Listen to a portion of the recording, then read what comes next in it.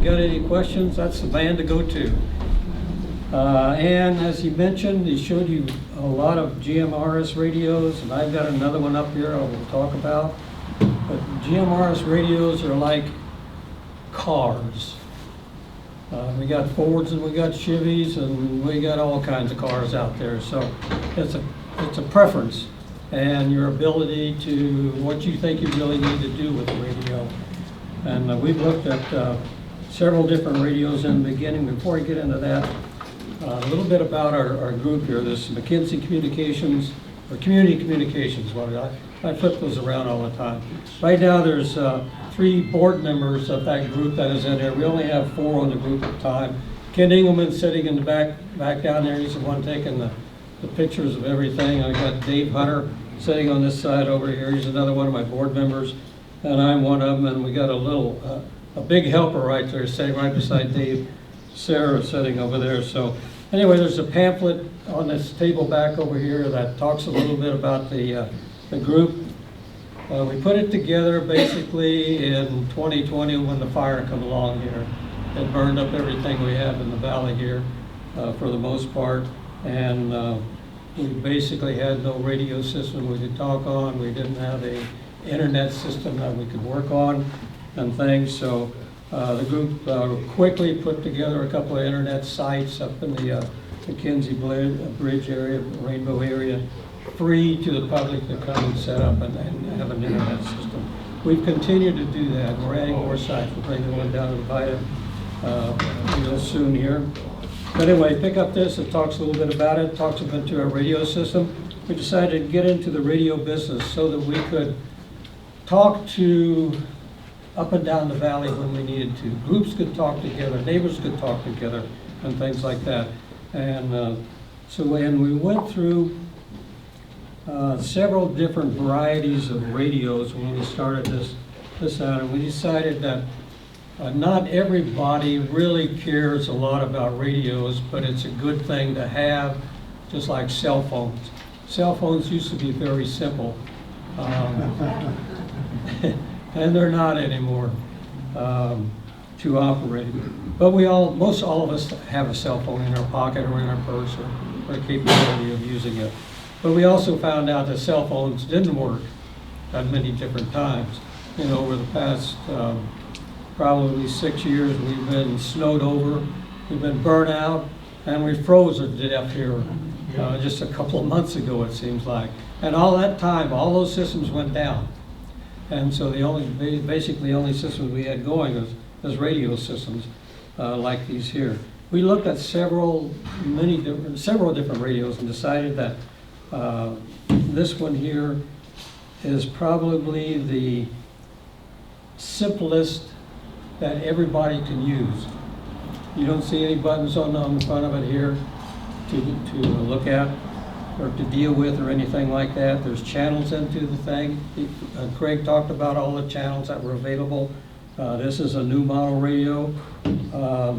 It can be pronounced in 2 different ways, Wuxon or Ocean, depending upon. When I started learning about Wuxon in 1990 or so, I was into the ham business. I was still an amateur radio operator.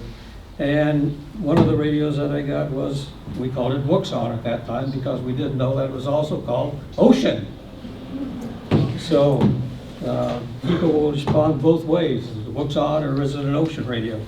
And they started out as a commercial radio and an amateur radio. And then they went into the GMRS, which was here. The basic design has been there for years. So we know that it's a good, reliable radio that is there. Like Craig said, there are many different radios that are out there that, depending upon your skill level and what you think you want for your radio, that's the radio for you to buy. And excuse me, what model number do you use now?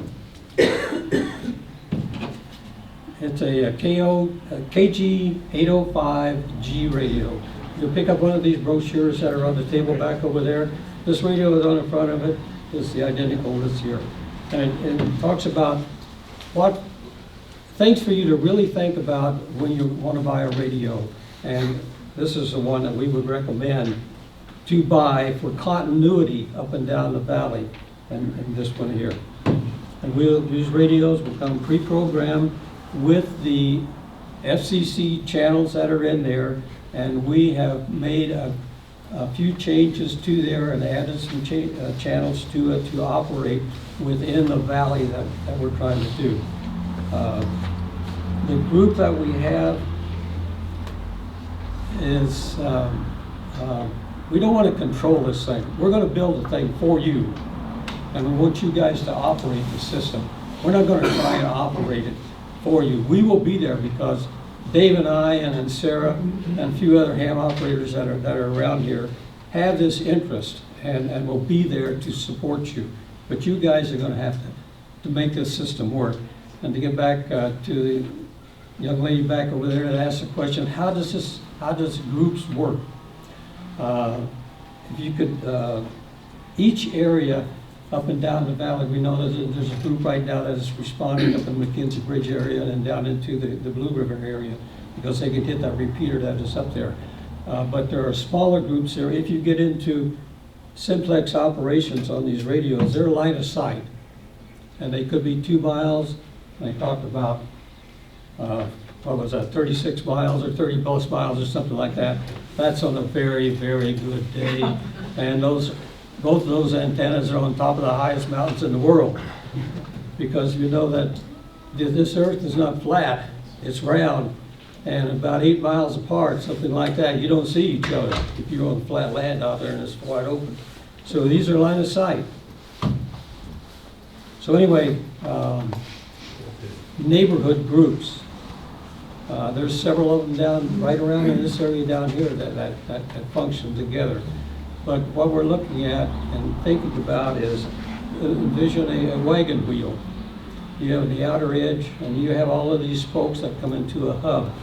Somebody in that group can be that leader, that hub person, and all your spokes from the outside, your neighbors, can come into that person there. Maybe all your neighbors only have handheld radios that can totally talk a short distance.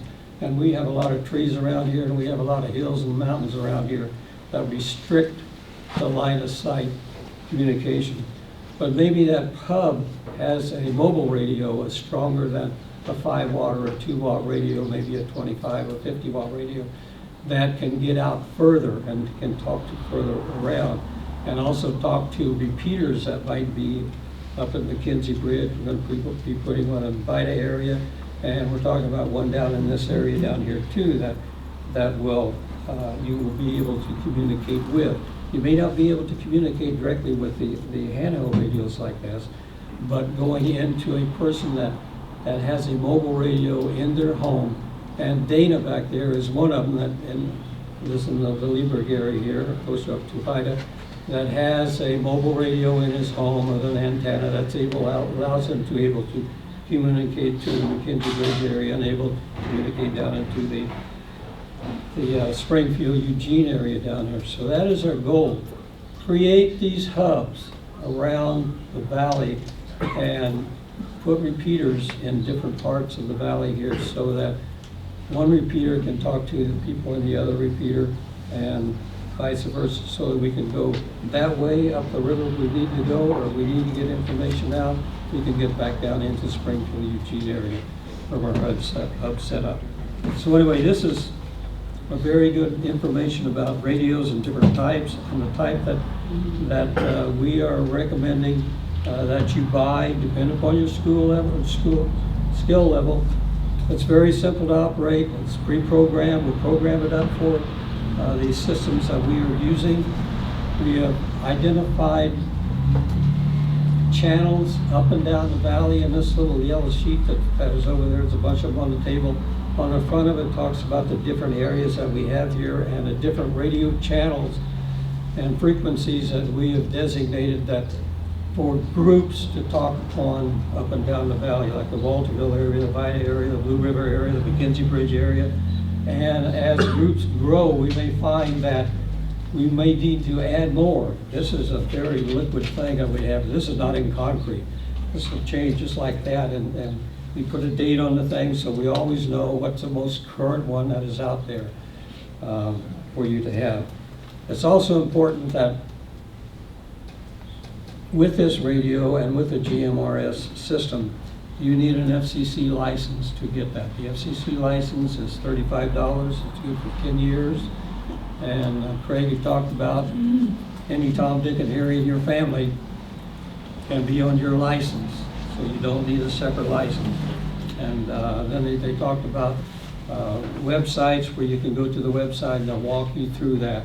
I have a little slip over here that you can pick up on my table back over there. It talks about getting your GMRS license. It says 4 easy steps, and you get it. That sounds easy.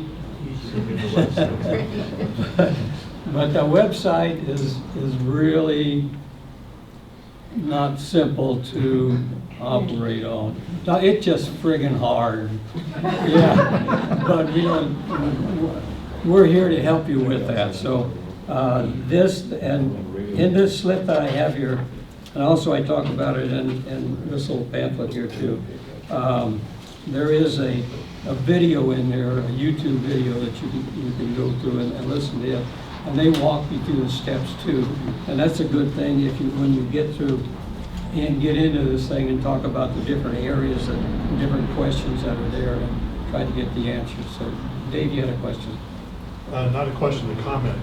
Whoever brought up the phone number on the FCC's website, if you're working your way through getting a license and you get stuck, scroll down to the bottom, look for the fine print, and find the phone number and call it. That reportedly works, and you can get done in 15-20 minutes. There have been times when that website's been down for literally days at a time. So if you get stuck, it's probably not you. Call the phone number.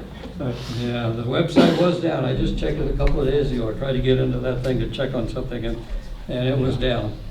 So it's just like any website in the world, they're going to be down for upgrades or whatever the case may be, or who knows what it is. If you're interested, and you guys come to this meeting, so evidently you are interested in it.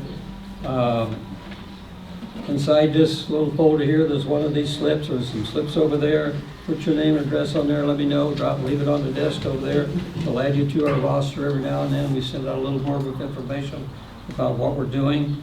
And we're, like I said, we're building the system for you. We don't care about really running the system. We'll be there to help, and we will assist when we can. Dave and Sarah run usually the upper nets up there. Whenever they're gone, sometimes I check in, or I run the net up for them up there also. I'm down in Vida myself, so my communications right now, where I am up to McKenzie Bridge up there, where the repeater is a death ball, is not real solid for me right now, but that will change also. So anyway, radio-wise, Dave and myself are it here in the valley. We're here to try and answer the questions and try and make this system work. We want to make the system work here. Craig, I've been up here, I bought up here in 1990, so I've been around a little while.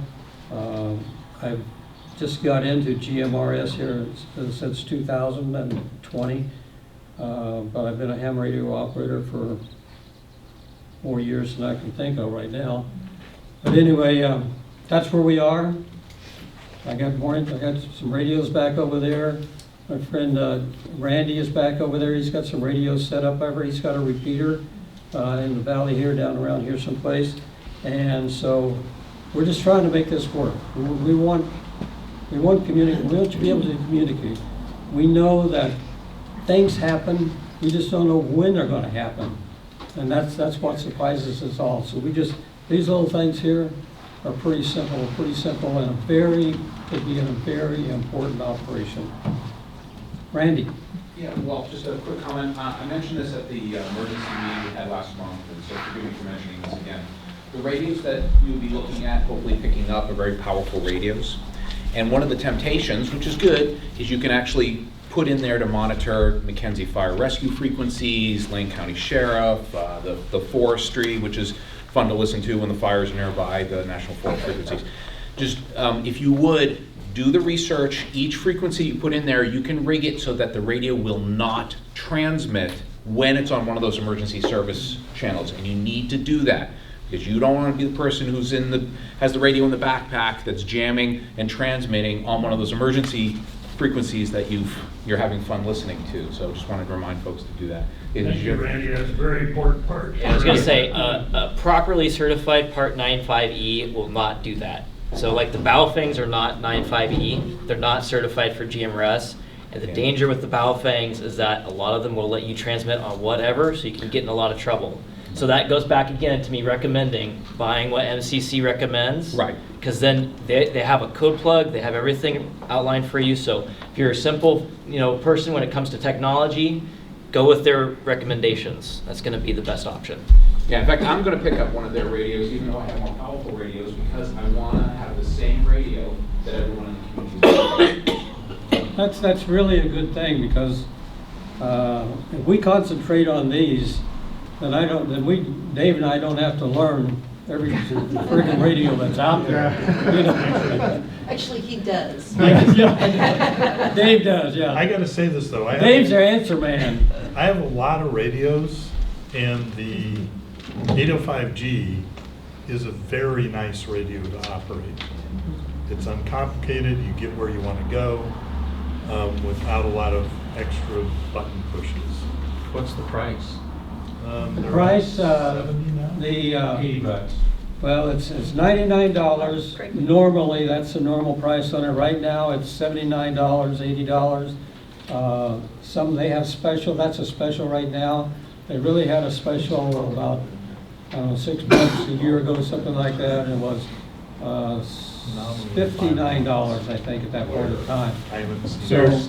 There's $79.99 on Amazon right now. Yeah, and it's the same thing They're on limited. the information that we put out in here. Buy two-way radios. And that's what this is, well, two-way radio in there, but Buy Two-Way Radios is a good website.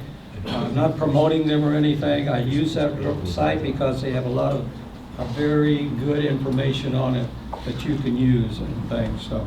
But anyway, Amazon, $79, Buy Two-Way Radios, $79 right now. So the price varies, so.